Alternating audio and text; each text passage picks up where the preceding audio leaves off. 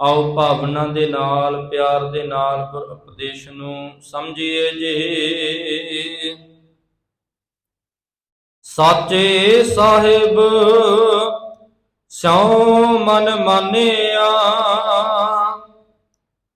ਜਦੋਂ ਸੱਚੇ ਸਾਹਿਬ ਜੀ ਦੇ ਹੁਕਮ ਨੂੰ ਮੰਨਾਂਗੇ, ਸੱਚੇ ਸਾਹਿਬ ਜੀ ਦੇ ਹੁਕਮ ਨੂੰ ਮੰਨ ਕੇ ਉਸ ਮੁਤਾਬਕ ਚੱਲਾਂਗੇ ਤੇ ਪਾਤਸ਼ਾਹ ਜੀ ਅੰਮ੍ਰਿਤ ਬਾਣੀ ਦੁਆਰਾ ਸਮਝਾ ਰਹੇ ਨੇ ਸਿੱਖੋ, ਫਿਰ ਉਦੋਂ ਗੁਰੂ ਬਹੁਤ ਪ੍ਰਸੰਨ ਹੁੰਦਾ ਹੈ। ਉਦੋਂ ਗੁਰੂ ਬੜਾ ਖੁਸ਼ ਹੁੰਦਾ ਹੈ ਜਦੋਂ ਸਿੱਖ ਗੁਰੂ ਮੁਤਾਬਕ ਚੱਲੇਗਾ। ਬੱਚਾ ਮਾਂ ਬਾਪ ਦਾ ਆਗਿਆਕਾਰੀ ਹੋਵੇਗਾ ਤੇ ਭਾਗਾਂ ਵਾਲਿਓ ਮਾਂ ਬਾਪ ਬੱਚੇ ਤੋਂ ਬੜਾ ਪ੍ਰਸੰਨ ਹੋਵੇਗਾ, ਬੜਾ ਖੁਸ਼ ਹੋਵੇਗਾ।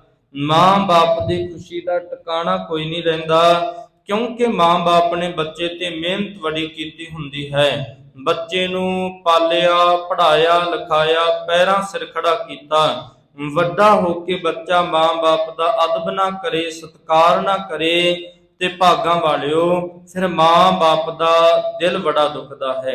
ਇਸੇ ਤਰ੍ਹਾਂ ਅੰਮ੍ਰਿਤ ਬਾਣੀ ਦੁਆਰਾ ਸਤਿਗੁਰੂ ਜੀ ਸਮਝਾ ਰਹੇ ਨੇ, ਗੁਰੂ ਨੇ ਤੈਨੂੰ ਇਸ ਦੁਨੀਆ ਤੇ ਭੇਜਣਾ ਕੀਤਾ, ਤੈਨੂੰ ਸਰੀਰ ਦਿੱਤਾ, ਤੈਨੂੰ ਤਨ ਦਿੱਤਾ, ਤੈਨੂੰ ਧਨ ਦਿੱਤਾ।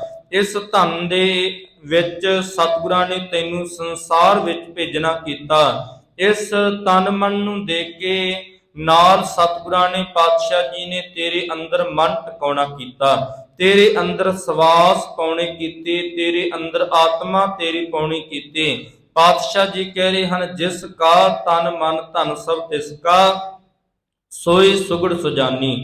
ਉਹ ਅਕਾਲ ਪੁਰਖ ਪ੍ਰਮਾਤਮਾ ਵਾਹਿਗੁਰੂ ਜੀ ਸੁਗੜ ਸਿਆਣਾ ਹੈ।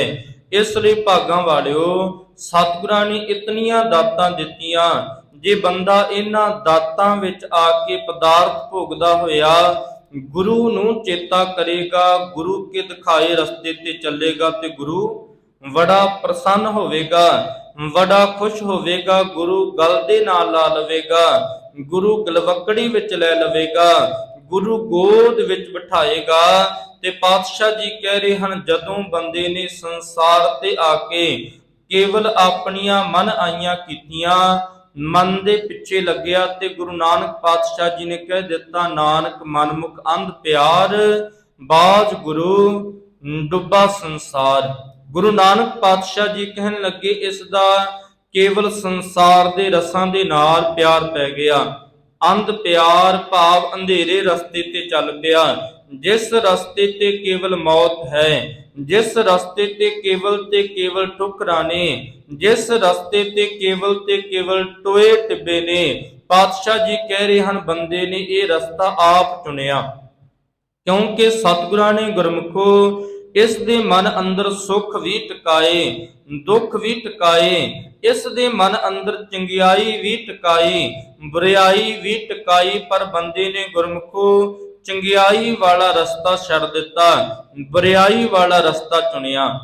ਕਿਉਂਕਿ ਸਤਿਗੁਰੂ ਜੀ ਕਹਿ ਰਹੇ ਹਨ, ਅੰਮ੍ਰਿਤ ਛਾੜ ਬਿਖੈ ਬਿਖ ਖਾਹੇ। ਰੱਬ ਜੀ ਦੇ ਨਾਮ ਅੰਮ੍ਰਿਤ ਨੂੰ ਛੱਡ ਦਿੱਤਾ। ਸੰਸਾਰ ਦਾ ਬਿਖ, ਸੰਸਾਰ ਦਾ ਜ਼ਹਿਰ ਇਸ ਬੰਦੇ ਨੇ ਖਾਧਾ, ਕਿਉਂਕਿ ਕੂੜ ਦੇ ਰਸਤੇ ਤੇ ਚੱਲਿਆ। ਇਸ ਜੀਵਨ ਦੇ ਵਿੱਚ ਸਤਿਗੁਰਾਂ ਨੇ ਦੁੱਖ ਅਤੇ ਸੁੱਖ ਦੋਨੋਂ ਟਿਕਾਏ, ਚੰਗਿਆਈ ਅਤੇ ਬੁਰਿਆਈ ਦੋਨੋਂ ਟਿਕਾਏ।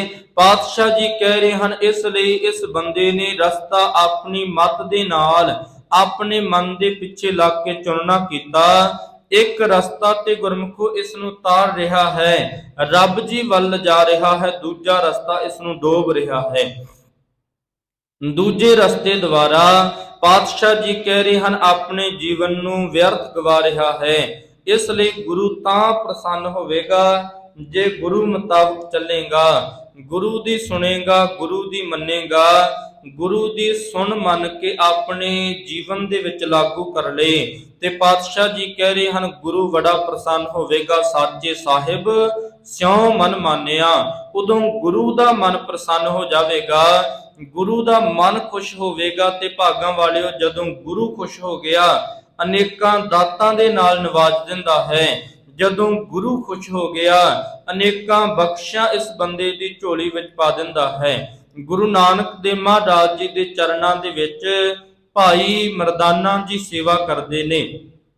ਤੇ ਭਾਗਾਂ ਵਾਲਿਓ, ਉਸ ਵਕਤ ਭਾਈ ਮਰਦਾਨਾ ਜੀ ਸੁਲਤਾਨਪੁਰ ਦੀ ਧਰਤੀ ਤੇ ਗੁਰੂ ਨਾਨਕ ਪਾਤਸ਼ਾਹ ਜੀ ਦੇ ਕੋਲ ਮੋਦੀ ਖਾਨੇ ਦੇ ਵਿੱਚ ਗੁਰਮੁਖੋ ਕਾਰ ਕਰਦੇ ਨੇ। ਸਤਿਗੁਰੂ ਜੀ ਮੋਦੀ ਖਾਨੇ ਦੀ ਸੇਵਾ ਆਪ ਸੰਭਾਲਦੇ ਨੇ ਤੇ ਭਾਗਾਂ ਵਾਲਿਓ ਭਾਈ ਮਰਦਾਨਾ ਜੀ ਸਤਿਗੁਰਾਂ ਦੇ ਚਰਨਾਂ ਦੇ ਵਿੱਚ ਨੇ, ਸਤਿਗੁਰਾਂ ਦੀ ਹੈਲਪ ਕਰਾਉਂਦੇ ਨੇ। ਗੁਰੂ ਨਾਨਕ ਪਾਤਸ਼ਾਹ ਜੀ ਦੇ ਚਰਨਾਂ ਦੇ ਵਿੱਚ ਰਹਿ ਕੇ ਬੜਾ ਲੰਮਾ ਸਮਾਂ ਗੁਰੂ ਨਾਨਕ ਪਾਤਸ਼ਾਹ ਜੀ ਦੀ ਸੇਵਾ ਕੀਤੀ। ਗੁਰੂ ਨਾਨਕ ਪਾਤਸ਼ਾਹ ਜੀ ਦੇ ਸਾਥੀ ਰਹੇ, ਪ੍ਰਚਾਰ ਦੌਰਿਆਂ ਦੇ ਵਿੱਚ ਸਤਿਗੁਰਾਂ ਦੇ ਚਰਨਾਂ ਦੇ ਵਿੱਚ ਰਹੇ। ਤੇ ਭਾਗਾਂ ਵਾਲਿਓ, ਇੱਕ ਦਿਨ ਭਾਈ ਮਰਦਾਨਾ ਜੀ ਨੂੰ ਸੁਨੇਹਾ ਆਇਆ ਕਿ ਤੁਹਾਡੀ ਬੱਚੀ ਦਾ ਵਿਆਹ ਕਾਰਜ ਹੈ, ਲੜਕੇ ਵਾਲੇ ਆ ਰਹੇ ਨੇ। ਕਿਉਂਕਿ ਪੁਰਾਣੇ ਸਮੇਂ ਦੇ ਵਿੱਚ ਭਾਗਾਂ ਵਾਲਿਓ ਛੋਟੀ ਉਮਰ ਦੇ ਬੱਚਿਆਂ ਨੂੰ ਦੀ ਹੀ ਮੰਗਣੀ ਕਰ ਦਿੱਤੀ ਜਾਂਦੀ ਸੀ। ਤੇ ਸੁਨੇਹਾ ਆਇਆ, ਕਹਿਣ ਲੱਗੇ ਲੜਕੇ ਵਾਲੇ ਵਿਆਹ ਮੰਗਦੇ ਨੇ, ਧੀ ਜਵਾਨ ਹੋ ਚੁੱਕੀ ਹੈ, ਤੁਸੀਂ ਨਗਰ ਆਓ, ਪਿੰਡ ਆਓ। ਭਾਈ ਮਰਦਾਨਾ ਜੀ ਨੇ ਸਤਿਗੁਰਾਂ ਨੂੰ ਬੇਨਤੀ ਕੀਤੀ, ਪਾਤਸ਼ਾਹ ਜੀ ਨਗਰ ਦੇ ਵਿੱਚ ਮੈਨੂੰ ਬੁਲਾਇਆ ਜਾ ਰਿਹਾ ਹੈ, ਬੇਟੀ ਦਾ ਵਿਆਹ ਕਾਰਜ ਹੈ, ਮੈਂ ਬੇਟੀ ਦੇ ਵਿਆਹ ਕਾਰਜ ਦਾ ਦਿਨ ਬਣ ਆਵਾਂ, ਤੁਸੀਂ ਰਹਿਮਤ ਕਰੋ, ਆਗਿਆ ਦਿਓ। ਭਾਈ ਮਰਦਾਨਾ ਜੀ ਨੂੰ ਸਤਿਗੁਰਾਂ ਨੇ ਥਾਪੜਾ ਦਿੱਤਾ, ਕਹਿਣ ਲੱਗੇ ਮਰਦਾਨਾ ਜੀ ਤੁਹਾਨੂੰ ਜਾਣਾ ਚਾਹੀਦਾ ਹੈ, ਤੁਹਾਡੀ ਜ਼ਰੂਰਤ ਹੈ, ਜਾਓ ਜਲਦੀ ਦੇ ਨਾਲ ਨਗਰ ਪਹੁੰਚੋ, ਤੁਹਾਡੀ ਬੇਟੀ ਦਾ ਵਿਆਹ ਕਾਰਜ ਗੁਰੂ ਰਹਿਮਤ ਕਰੇਗਾ, ਕਰਤਾਰ ਆਪ ਸਹਾਈ ਹੋਵੇਗਾ। ਤੇ ਭਾਗਾਂ ਵਾਲਿਓ, ਭਾਈ ਮਰਦਾਨਾ ਜੀ ਨਗਰ ਪਹੁੰਚੇ, ਤਲਵੰਡੀ ਆਏ। ਭਾਈ ਮਰਦਾਨਾ ਜੀ ਨੇ ਗੁਰਮੁਖੋ ਆਪਣੀ ਬੇਟੀ ਦੇ ਜੋ ਵਿਆਹ ਕਾਰਜ ਦਾ ਦਿਨ ਨਿਸ਼ਚਿਤ ਕੀਤਾ, 6 ਮਹੀਨੇ ਪਾ ਦਿੱਤੇ। ਕੱਤੇ ਦੀ ਪੂਰਨਮਾਸੀ ਵਾਲੇ ਦਿਨ ਇਹ ਦਿਨ ਨਿਸ਼ਚਿਤ ਕਰ ਦਿੱਤਾ ਗਿਆ। ਕਿਉਂਕਿ ਪੁਰਾਣਾ ਸਮਾਂ ਸੀ, ਸਾਧਨ ਇਤਨੇ ਨਹੀਂ ਸਨ, ਵਿਆਹ ਦਿਨਾਂ ਤੇ ਨਹੀਂ ਬੰਨੇ ਜਾਂਦੇ ਸਨ, ਵਿਆਹ ਮਹੀਨਿਆਂ ਤੇ ਜਾਂ ਸਾਲਾਂ ਤੇ ਵਧੇ ਜਾਂਦੇ ਸਨ। ਇਤਨੇ ਸਾਲਾਂ ਬਾਅਦ ਜਾਂ ਇਤਨੇ ਮਹੀਨਿਆਂ ਬਾਅਦ ਇਹ ਵਿਆਹ ਕਾਰਜ ਹੋਵੇਗਾ। ਭਾਈ ਮਰਦਾਨਾ ਜੀ ਦੀ ਬੇਟੀ ਦਾ ਵਿਆਹ ਕਾਰਜ 6 ਮਹੀਨੇ ਪਾ ਦਿੱਤੇ। ਭਾਈ ਮਰਦਾਨਾ ਜੀ ਸਤਿਗੁਰਾਂ ਦੇ ਪਾਸ ਫਿਰ ਮੋਦੀ ਖਾਨੇ ਦੀ ਕਾਰ ਦੇ ਵਿੱਚ ਵਾਪਸ ਆਏ। ਮੋਦੀ ਖਾਨੇ ਵਾਪਸ ਪਹੁੰਚੇ ਤੇ ਭਾਗਾਂ ਵਾਲਿਓ, ਭਾਈ ਮਰਦਾਨਾ ਜੀ ਬੜੇ ਉਦਾਸ ਰਹਿਣ ਲੱਗੇ। ਮਹੀਨਾ 2 ਮਹੀਨੇ ਬੀਤ ਗਏ। ਭਾਈ ਮਰਦਾਨਾ ਜੀ ਬੜੇ ਉਦਾਸ ਰਹੇ ਨੇ। ਸਤਿਗੁਰਾਂ ਦੇ ਚਰਨਾਂ ਦੇ ਵਿੱਚ ਗੁਰੂ ਪਾਤਸ਼ਾਹ ਜੀ ਨੇ ਪੁੱਛਿਆ, ਮਰਦਾਨਾ ਜੀ ਬੜੇ ਉਦਾਸ ਹੋ, ਕੀ ਕਾਰਨ ਹੈ? ਪਹਿਲਾਂ ਤੁਹਾਡੇ ਮੁਖ ਤੇ ਖੇੜਾ ਸੀ, ਖੁਸ਼ੀ ਸੀ, ਚਾਹ ਰਹਿੰਦਾ ਸੀ, ਆਨੰਦ ਰਹਿੰਦਾ ਸੀ, ਹੁਣ ਕੀ ਕਾਰਨ ਹੈ? ਅੰਦਰ ਖੁਸ਼ ਨਹੀਂ ਲੱਗਦੇ, ਤੁਹਾਡਾ ਚਿਹਰਾ ਮੁਰਝਾਇਆ ਹੋਇਆ ਹੈ। ਗੁਰੂ ਨਾਨਕ ਪਾਤਸ਼ਾਹ ਜੀ ਨੂੰ ਭਾਈ ਮਰਦਾਨਾ ਜੀ ਕਹਿਣ ਲੱਗੇ, ਮਹਾਰਾਜ ਜਦੋਂ ਦਾ ਤੁਹਾਡੇ ਨਾਲ ਆਇਆ ਹਾਂ 25-27 ਸਾਲ ਤੁਹਾਡੇ ਨਾਲ ਬਿਤਾਏ ਹੋ ਗਏ ਨੇ ਪਾਤਸ਼ਾਹ ਜੀ, ਹੁਣ ਤੱਕ ਮੈਂ ਜੀਵਨ ਦੇ ਵਿੱਚ ਕੁਝ ਨਹੀਂ ਕਮਾਇਆ, ਆਪਣੇ ਜੀਵਨ ਦੇ ਵਿੱਚ ਧਨ ਦੌਲਤ ਨਹੀਂ ਕਮਾਈ। ਮੈਨੂੰ ਫਿਕਰ ਇਹ ਹੈ ਕਿ ਆਪਣੀ ਬੱਚੀ ਦਾ ਵਿਆਹ ਕਾਰਜ ਮੈਂ ਮਾਇਆ ਤੋਂ ਬਿਨਾਂ ਕਰਾਂਗਾ ਕਿਵੇਂ? ਗੁਰੂ ਨਾਨਕ ਪਾਤਸ਼ਾਹ ਜੀ ਕਹਿਣ ਲੱਗੇ, ਮਰਦਾਨਿਆ ਤੂੰ ਫਿਕਰ ਨਾ ਕਰ, ਚੇਤਾ ਰੱਖੀ ਤੇਰਾ ਵਿਆਹ ਰਾਜਿਆਂ ਦੀਆਂ ਬੇਟੀਆਂ ਦੇ ਵਾਂਗੂ ਹੋਵੇਗਾ। ਤੇਰਾ ਵਿਆਹ, ਤੇਰੀ ਬੇਟੀ ਦਾ ਵਿਆਹ ਬੜੇ ਸ਼ਾਨੋ ਸ਼ੌਕਤ ਨਾਲ ਹੋਵੇਗਾ, ਬੜੇ ਧੂਮ ਧਾਮ ਨਾਲ ਹੋਵੇਗਾ। ਮਰਦਾਨਿਆ ਤੂੰ ਫਿਕਰ ਨਾ ਕਰ, ਕਰਤਾਰ ਤੇ ਭਰੋਸਾ ਰੱਖ। ਤੇ ਭਾਗਾਂ ਵਾਲਿਓ, ਉਹ ਸਮਾਂ ਨਜ਼ਦੀਕ ਆ ਗਿਆ। 20-25 ਦਿਨ ਵਿਆਹ ਦੇ ਵਿੱਚ ਰਹਿ ਗਏ। ਭਾਈ ਮਰਦਾਨਾ ਜੀ ਕਹਿਣ ਲੱਗੇ, ਮਹਾਰਾਜ ਸਮਾਂ ਨਜ਼ਦੀਕ ਆ ਗਿਆ ਹੈ, ਮੈਨੂੰ ਆਗਿਆ ਦਿਓ, ਮੈਂ ਨਗਰ ਜਾ ਕੇ, ਪਿੰਡ ਜਾ ਕੇ ਆਪਣੀ ਬੇਟੀ ਦੇ ਵਿਆਹ ਕਾਰਜ ਦੇ ਪ੍ਰਬੰਧ ਕਰ ਸਕਾਂ। ਭਾਈ ਮਰਦਾਨਾ ਜੀ ਨੂੰ ਗੁਰੂ ਨਾਨਕ ਪਾਤਸ਼ਾਹ ਜੀ ਕਹਿਣ ਲੱਗੇ, ਮਰਦਾਨਿਆ ਜਾ ਆਪਣੀ ਬੇਟੀ ਦੇ ਵਿਆਹ ਕਾਰਜਾਂ ਨੂੰ ਸੰਭਾਲੋ, ਕਿਉਂਕਿ ਇਹ ਸਭ ਤੋਂ ਵੱਡੇ ਕਾਰਜ ਨੇ, ਇਹ ਸਭ ਤੋਂ ਵੱਡੀ ਜ਼ਿੰਮੇਵਾਰੀ ਹੈ। ਗਿਆਨਨ ਮੈਂ ਗਿਆਨ ਅਰ ਧਿਆਨਨ ਮੈਂ ਧਿਆਨ। ਪਾਤਸ਼ਾਹ ਜੀ ਕਹਿਣ ਲੱਗੇ, ਗ੍ਰਸਥ ਧਰਮ ਮੈਂ ਸਰਬ ਧਰਮ ਮੈਂ ਗ੍ਰਸਥ ਪ੍ਰਧਾਨ ਹੈ। ਕਿਉਂਕਿ ਸਾਰੇ ਧਰਮਾਂ ਦੇ ਵਿੱਚੋਂ ਸਤਿਗੁਰਾਂ ਨੇ ਗ੍ਰਸਥ ਧਰਮ ਨੂੰ ਸਭ ਤੋਂ ਵੱਡੀ ਪ੍ਰਧਾਨਗੀ ਦੇਣੀ ਕੀਤੀ। ਹੋਰ ਧਰਮਾਂ ਦੇ ਵਿੱਚ ਇਸਤਰੀ ਨੂੰ ਪੈਰ ਦੀ ਜੁੱਤੀ ਕਿਹਾ ਜਾਂਦਾ ਹੈ, ਪਰ ਸਿੱਖ ਧਰਮ ਦੇ ਵਿੱਚ ਸਤਿਗੁਰੂ ਜੀ ਕਹਿ ਰਹੇ ਹਨ, ਇਸਤਰੀ ਨੂੰ ਵਡਿਆਇਆ ਜਾਂਦਾ ਹੈ। ਸਿੱਖ ਧਰਮ ਦੇ ਵਿੱਚ ਇਸਤਰੀ ਨੂੰ ਸਨਮਾਨਿਆ ਜਾਂਦਾ ਹੈ। ਸਿੱਖ ਧਰਮ ਦੇ ਵਿੱਚ ਇਸਤਰੀ ਨੂੰ ਬਰਾਬਰਤਾ ਦਿੱਤੀ ਗਈ। ਗੁਰੂ ਨਾਨਕ ਪਾਤਸ਼ਾਹ ਜੀ ਨੇ ਤੇ ਇੱਥੋਂ ਤੱਕ ਕਹਿ ਦਿੱਤਾ, ਸੋ ਕਿਉ ਮੰਦਾ ਆਖੀਐ ਜਿਤ ਜੰਮੈ ਰਾਜਾਨ। ਉਸ ਇਸਤਰੀ ਨੂੰ ਮਾੜਾ ਕਿਉਂ ਕਿਹਾ ਜਾਵੇ ਜਿਹੜੀ ਰਾਜੇ ਮਹਾਰਾਜਿਆਂ ਨੂੰ ਜਨਮ ਦੇਣ ਵਾਲੀ ਹੈ। ਇਸ ਲਈ ਭਾਗਾਂ ਵਾਲਿਓ, ਭਾਈ ਮਰਦਾਨਾ ਜੀ ਨੂੰ ਪਾਤਸ਼ਾਹ ਜੀ ਨੇ ਕਿਹਾ ਇਹ ਜ਼ਿੰਮੇਵਾਰੀ ਹੈ, ਇਹ ਗ੍ਰਸਥ ਧਰਮ ਦੇ ਵਿੱਚ ਜ਼ਿੰਮੇਵਾਰੀ ਹੈ, ਜਾਓ ਆਪਣਾ ਕਾਰਜ ਸੰਭਾਲੋ। ਮਰਦਾਨਾ ਜੀ ਗੁਰਮੁਖੋ ਸਤਿਗੁਰਾਂ ਦੇ ਚਰਨਾਂ ਵਿੱਚੋਂ ਤੁਰਨ ਲੱਗੇ। ਮਨ ਅੰਦਰ ਖਿਆਲ ਆਇਆ, ਗੁਰੂ ਨਾਨਕ ਪਾਤਸ਼ਾਹ ਜੀ ਕਹਿੰਦੇ ਸਨ, ਤੁਹਾਡੀ ਬੇਟੀ ਦਾ ਵਿਆਹ ਰਾਜੇ ਮਹਾਰਾਜਿਆਂ ਦੀਆਂ ਬੇਟੀਆਂ ਦੇ ਵਾਂਗੂ ਹੋਵੇਗਾ, ਪਰ ਮੈਂ ਹੁਣ ਜਾ ਰਿਹਾ ਹਾਂ। ਮੈਨੂੰ ਮਾਇਆ ਵਾਸਤੇ ਨਹੀਂ ਕਹਿ ਰਹੇ, ਦੌਲਤ ਵਾਸਤੇ ਨਹੀਂ ਕਹਿ ਰਹੇ, ਤੇ ਗੁਰੂ ਨਾਨਕ ਪਾਤਸ਼ਾਹ ਜੀ ਦੇ ਚਰਨਾਂ ਵਿੱਚੋਂ ਮੰਗਣ ਤੋਂ, ਸਤਿਗੁਰਾਂ ਦੇ ਵੇਖੋ ਗੁਰੂ ਤੇ ਮੰਗਣ ਤੋਂ ਗੁਰੇਜ਼ ਵੀ ਕਰ ਰਹੇ ਨੇ। ਮੈਂ ਮੰਗਾਂ ਗੁਰੂ ਤੋਂ ਕਿਵੇਂ, ਤੇ ਵਾਰ-ਵਾਰ ਮਨ ਅੰਦਰ ਸੋਚ ਰਹੇ ਨੇ। ਸਤਿਗੁਰਾਂ ਨੂੰ ਮੱਥਾ ਟੇਕਿਆ, ਤੁਰਨ ਲੱਗੇ। ਗੁਰੂ ਨਾਨਕ ਪਾਤਸ਼ਾਹ ਜੀ ਨੇ ਗੁਰਮੁਖੋ ਮਰਦਾਨੇ ਨੂੰ ਮੁਸਕਰਾ ਕੇ ਕਿਹਾ, ਹੱਸ ਕੇ ਕਿਹਾ, ਮਰਦਾਨਿਆ ਫਿਕਰ ਨਾ ਕਰ, ਕਰਤਾਰ ਤੇਰੇ ਨਾਲ ਹੈ, ਅਕਾਲ ਪੁਰਖ ਪਰਮਾਤਮਾ ਵਾਹਿਗੁਰੂ ਜੀ ਆਪ ਸਹਾਈ ਹੋਵੇਗਾ। ਇਤਨੀਆਂ ਬਾਤਾਂ ਕਰ ਰਹੇ ਨੇ। ਉਧਰੋਂ ਗੁਰਮੁਖੋ ਭਾਈ ਭਾਗੀ ਰਥ ਮਹਿਲ ਸਿੰਘਾਂ ਦਾ ਚੌਧਰੀ ਗੁਰੂ ਨਾਨਕ ਦੇ ਪਾਤਸ਼ਾਹ ਜੀ ਦੇ ਚਰਨਾਂ ਵਿੱਚ ਚੱਲ ਕੇ ਆਇਆ। ਸਤਿਗੁਰਾਂ ਨੂੰ ਆ ਕੇ ਗੁਰਮੁਖੋ ਨਤਮਸਤਕ ਹੋਇਆ। ਗੁਰੂ ਨਾਨਕ ਪਾਤਸ਼ਾਹ ਜੀ ਕਹਿਣ ਲੱਗੇ, ਆ ਵੀ ਚੌਧਰੀਆ, ਮਰਦਾਨਾ ਜੀ ਦੇ ਨਾਲ ਲਾਹੌਰ ਜਾਓ।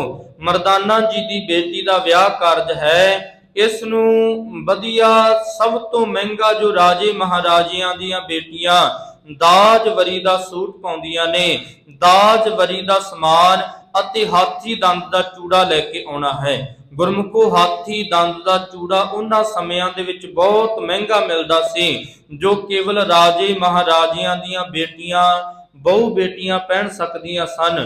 ਹੋਰ ਕਿਸੇ ਦੀ ਖਰੀਦਣ ਦੀ ਔਕਾਤ ਨਹੀਂ ਸੀ, ਕਿਉਂਕਿ ਮਹਿੰਗਾ ਬੜਾ ਸੀ। ਗੁਰੂ ਨਾਨਕ ਪਾਤਸ਼ਾਹ ਜੀ ਕਹਿਣ ਲੱਗੇ, ਹੋਰ ਚੂੜਾ ਨਹੀਂ ਲੈ ਕੇ ਆਉਣਾ, ਕੇਵਲ ਹਾਥੀ ਦੰਦ ਦਾ ਬਣਿਆ ਹੋਇਆ ਚੂੜਾ ਲੈ ਕੇ ਆਉਣਾ ਹੈ। ਸਭ ਤੋਂ ਕੀਮਤੀ, ਸਭ ਤੋਂ ਮਹਿੰਗਾ ਜੋ ਵਰੀ ਦਾਜ ਦਾ ਸਮਾਨ ਹੈ ਉਹ ਲੈ ਕੇ ਆਉਣਾ ਹੈ। ਗੁਰੂ ਨਾਨਕ ਪਾਤਸ਼ਾਹ ਜੀ ਨੇ 101 ਰਜਤ ਪਨ ਮੋਹਰਾਂ ਦੀ ਥੈਲੀ ਦਿੱਤੀ। ਮਰਦਾਨਾ ਹੱਥ ਜੋੜ ਕੇ ਖੜ ਗਿਆ, ਪਾਤਸ਼ਾਹ 5-7 ਮੋਹਰਾਂ ਦੇ ਦਿੰਦੇ, ਮੇਰੀ ਬੇਟੀ ਦਾ ਵਿਆਹ ਕਾਰਜ ਹੋ ਜਾਂਦਾ, ਇਤਨੀ ਮਾਇਆ ਕਰਨੀ ਕੀ ਹੈ। ਗੁਰੂ ਨਾਨਕ ਪਾਤਸ਼ਾਹ ਜੀ ਕਹਿਣ ਲੱਗੇ, ਮਰਦਾਨਿਆ ਮੈਂ ਤੈਨੂੰ ਕਿਹਾ ਸੀ ਕਰਤਾਰ ਭਲੀ ਕਰੇਗਾ, ਫਿਕਰ ਨਾ ਕਰ। ਭਾਈ ਮਰਦਾਨਾ ਜੀ ਅਤੇ ਭਾਈ ਭਾਗੀ ਰਥ ਜੀ ਗੁਰਮੁਖੋ ਲਾਹੌਰ ਪਹੁੰਚੇ, ਸਮਾਨ ਖਰੀਦਿਆ। ਗੁਰੂ ਨਾਨਕ ਪਾਤਸ਼ਾਹ ਜੀ ਦਾ ਇਹ ਵੀ ਹੁਕਮ ਸੀ, ਲਾਹੌਰ ਦੇ ਵਿੱਚ ਰਾਤ ਨਹੀਂ ਰਹਿਣਾ, ਸ਼ਾਮਾਂ ਨੂੰ ਵਾਪਸ ਪਰਤ ਆਇਓ। ਗੁਰਮੁਖੋ ਸਮਾਨ ਖਰੀਦਿਆ ਗਿਆ, ਵਾਪਸ ਪਰਤ ਆਏ। ਸਤਿਗੁਰਾਂ ਨੇ ਤਲਵੰਡੀ ਵਿਖੇ ਇਹਨਾਂ ਨੂੰ ਵਾਪਸ ਭੇਜਿਆ। ਨਾਲ ਗੁਰਸਿੱਖਾਂ ਦੇ ਹੱਥ ਸੁਨੇਹਾ ਭੇਜਿਆ ਕਿ ਤਲਵੰਡੀ ਦਾ ਜੋ ਨਵਾਬ ਰਾਏ ਬਲਾਰ ਹੈ, ਉਸ ਨੂੰ ਸੁਨੇਹਾ ਭੇਜ ਦਿਓ, ਗੁਰੂ ਨਾਨਕ ਪਾਤਸ਼ਾਹ ਜੀ ਵਿਆਹ ਕਾਰਜ ਵਿੱਚ ਆਪ ਆ ਰਹੇ ਹਨ ਅਤੇ ਵਿਆਹ ਕਾਰਜ ਦੀ ਸਾਰੀ ਦੇਖ ਰੇਖ ਰਾਏ ਬਲਾਰ ਦੇ ਜ਼ਿੰਮੇ ਲਾ ਦਿੱਤੀ। ਗੁਰਮੁਖੋ ਉਧਰੋਂ ਵਿਆਹ ਕਾਰਜ ਦਾ ਸਮਾਂ ਨਜ਼ਦੀਕ ਆ ਗਿਆ। ਰਾਏ ਬਲਾਰ ਨੇ ਸਾਰੀ ਵਿਆਹ ਦੇ ਪ੍ਰਬੰਧ ਦੀ ਜ਼ਿੰਮੇਵਾਰੀ ਸੰਭਾਲੀ। ਇਧਰ ਗੁਰਮੁਖੋ ਸੁਲਤਾਨਪੁਰ ਦਾ ਜੋ ਨਵਾਬ ਸੀ, ਉਹ ਵੀ ਉੱਥੇ ਸੁਲਤਾਨਪੁਰ ਲੋਧੀ ਦਾ ਨਵਾਬ, ਉਹ ਵੀ ਗੁਰਮੁਖੋ ਉੱਥੇ ਵਿਆਹ ਕਾਰਜ ਵਿੱਚ ਪੁੱਜਾ। ਹੋਰ ਨਗਰਾਂ ਦੇ ਚੌਧਰੀ ਪੁੱਜੇ, ਹੋਰ ਰਾਜੇ ਮਹਾਰਾਜੇ ਸਤਿਗੁਰੂ ਗੁਰੂ ਨਾਨਕ ਪਾਤਸ਼ਾਹ ਜੀ ਦੇ ਬਚਨ ਮੰਨ ਕੇ ਆਏ। ਤੇ ਗੁਰਮੁਖੋ ਜੋ ਨਗਰ ਦੇ ਵਿੱਚ ਸਮਾਨ ਗੁਰੂ ਨਾਨਕ ਪਾਤਸ਼ਾਹ ਜੀ ਨੇ ਭੇਜਿਆ, ਨਗਰ ਦੇ ਲੋਕ ਵੇਖ ਕੇ ਹੈਰਾਨ ਹੋਏ। ਇਤਨਾ ਮਹਿੰਗਾ ਇਸ ਗਰੀਬੜੇ ਸਿੱਖ ਦੀ ਬੇਟੀ ਦੇ ਵਿਆਹ ਕਾਰਜ ਵਾਸਤੇ ਸਮਾਨ ਲੋਕ ਵੇਖ ਵੇਖ ਕੇ ਹੈਰਾਨ ਹੋਏ। ਗੁਰੂ ਨਾਨਕ ਪਾਤਸ਼ਾਹ ਵੀ ਪਰਤੇ। ਗੁਰਮੁਖੋ ਵਿਆਹ ਕਾਰਜ ਐਸੀ ਸਾਨੋ ਸੌਖਤ ਦੇ ਨਾਲ ਹੋਇਆ, ਰਾਜੇ ਮਹਾਰਾਜਿਆਂ ਦੀ ਬੇਟੀ ਦੇ ਵਾਂਗੂ ਪੂਰੀ ਸਾਨੋ ਸ਼ੌਕਤ ਦੇ ਨਾਲ, ਧੂਮ ਧਾਮ ਦੇ ਨਾਲ ਗੁਰੂ ਨਾਨਕ ਪਾਤਸ਼ਾਹ ਜੀ ਨੇ ਗੁਰਮੁਖੋ ਭਾਈ ਮਰਦਾਨਾ ਜੀ ਦੀ ਬੇਟੀ ਦਾ ਵਿਆਹ ਕਾਰਜ ਕਰਾਇਆ। ਕਿਉਂਕਿ ਜਿੱਥੇ ਗੁਰੂ ਆਪ ਖੜ ਜਾਏ ਗੁਰਮੁਖੋ ਊਨ ਤਾਈ ਕੋਈ ਨਹੀਂ ਆਉਣ ਦਿੰਦਾ। ਜਦੋਂ ਬੰਦੇ ਨੂੰ ਦੁੱਖ ਹੋਵੇ ਬੰਦਾ ਗੁਰੂ ਨੂੰ ਦੱਸੇਗਾ, ਗੁਰੂ ਆਪ ਖੜ ਜਾਂਦਾ ਹੈ। ਜੇ ਭਾਗਾਂ ਵਾਲਿਓ ਥਾਂ ਥਾਂ ਤੇ ਭਟਕੇਗਾ ਬੰਦਾ ਆਪ ਵੀ ਬੇਪਤ ਹੁੰਦਾ ਹੈ ਤੇ ਆਪਣੇ ਪਰਿਵਾਰ ਨੂੰ ਵੀ ਬੇਪਤ ਕਰਦਾ ਹੈ। ਇਸ ਲਈ ਪਾਤਸ਼ਾਹ ਜੀ ਕਹਿਣ ਲੱਗੇ, ਸਿੱਖਾ ਪੱਲਾ ਗੁਰੂ ਦਾ ਫੜ ਲੈ, ਗੁਰੂ ਤੈਨੂੰ ਕਦੀ ਝੁਕਣ ਨਹੀਂ ਦੇਵੇਗਾ, ਗੁਰੂ ਤੈਨੂੰ ਕਦੀ ਬੇਇੱਜ਼ਤ ਨਹੀਂ ਹੋਣ ਦੇਵੇਗਾ, ਗੁਰੂ ਤੇਰੇ ਪਰਦੇ ਕੱਜੇਗਾ, ਤੇਰੀ ਪੱਤ ਰੱਖੇਗਾ। ਗੁਰੂ ਨਾਨਕ ਪਾਤਸ਼ਾਹ ਜੀ ਨੇ ਮਰਦਾਨਾ ਜੀ ਦੀ ਪੱਤ ਰੱਖੀ, ਮਰਦਾਨਾ ਜੀ ਦੇ ਪਰਦੇ ਕੱਜ ਲਏ, ਆਪ ਵਿਆਹ ਕਾਰਜ ਵਿੱਚ ਸ਼ਾਮਲ ਹੋਏ। ਇਸ ਲਈ ਪਾਤਸ਼ਾਹ ਜੀ ਕਹਿ ਰਹੇ ਹਨ, ਜਦੋਂ ਗੁਰੂ ਪ੍ਰਸੰਨ ਹੋ ਜਾਵੇਗਾ ਗੁਰੂ ਆਪਣਾ ਸਭ ਕੁਝ ਤੇਰੇ ਤੋਂ ਲਟਾ ਦੇਵੇਗਾ। ਇਸ ਲਈ ਹਰ ਸਰਬ ਨਿਰੰਤਰ ਜਾਣਿਆ, ਗੁਰੂ ਤੇਰੇ ਅੰਦਰ ਦੀ ਬਾਤ ਨੂੰ, ਤੇਰੇ ਅੰਦਰ ਦੇ ਦੁੱਖਾਂ ਸੁੱਖਾਂ, ਤੇਰੇ ਅੰਦਰ ਦੇ ਭਾਵਨਾ ਬਿਰਤੀਆਂ ਨੂੰ ਜਾਣਦਾ ਹੈ ਜੀ। ਰਹਾਉ ਰਹਾਉ ਤੋ ਭਾਵ ਰੁਕਣਾ, ਵਿਚਾਰਨਾ ਸਮਝਣਾ, ਆਗੈ ਸੁਖ ਮੇਰੇ ਮੀਤਾ। ਗੁਰੂ ਆਉਣ ਵਾਲੇ ਸਮੇਂ ਦੇ ਵਿੱਚ ਗੁਰਮੁਖੋ ਸੁਖ ਬਣਾ ਦਿੰਦਾ ਹੈ। ਪਾਛੇ ਆਨੰਦ ਪ੍ਰਭ ਕੀਤਾ, ਗੁਰੂ ਕੇ ਦਿਖਾਏ ਰਸਤੇ ਤੇ ਚੱਲ ਕੇ ਪਿਛਲਾ ਬੀਤਿਆ ਸਮਾਂ ਵੀ ਸੁੱਖਾਂ ਦੇ ਵਿੱਚ, ਆਨੰਦ ਵਿੱਚ ਬੀਤਦਾ ਹੈ। ਪਰਮੇਸ਼ਰ ਬਣਤ ਬਣਾਈ, ਗੁਰੂ ਨੇ ਗੁਰਮੁਖੋ ਆਉਣ ਵਾਲੇ ਜੀਵਨ ਵਾਸਤੇ ਵਿਉਂਤਬੰਦੀ ਬਣਾ ਦਿੱਤੀ।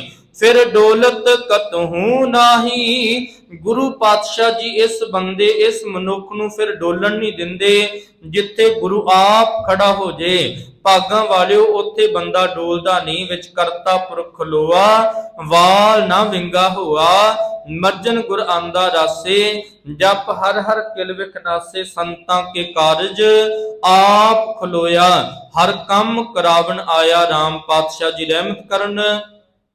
ਗੁਰ ਹੁਕਮ ਦੇ ਸੰਖੇਪ ਜੀ ਵਿਚਾਰ। ਗੁਰੂ ਰਹਿਮਤ ਸਦਕਾ ਆਪ ਸੰਗਤਾਂ ਦੇ ਨਾਲ ਚਾਰ ਪੰਕਤੀਆਂ